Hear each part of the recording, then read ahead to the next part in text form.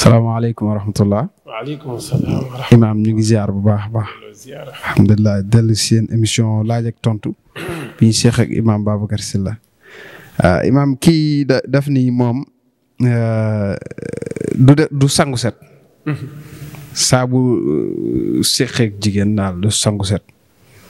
ndax bu dee da ko fekk ci koor wala maanaam budul sax koor daal.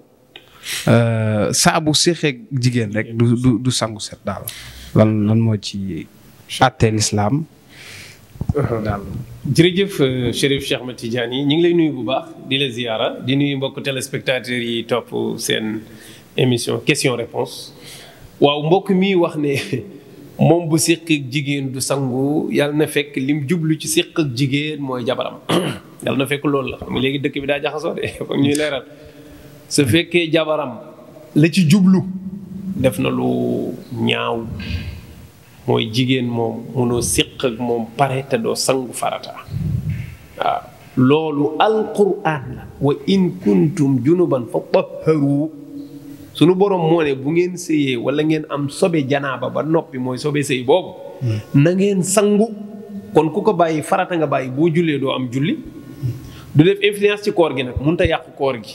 waaye boo ci jullee doo am julli même boo jàppee boo ci jullee doo am julli ci mazhabu imam Malik bi ñu nekk. léegi nag mu des bu dee da ngaa woor du yàqu koor gi. waaye boo jullee mu yàqu.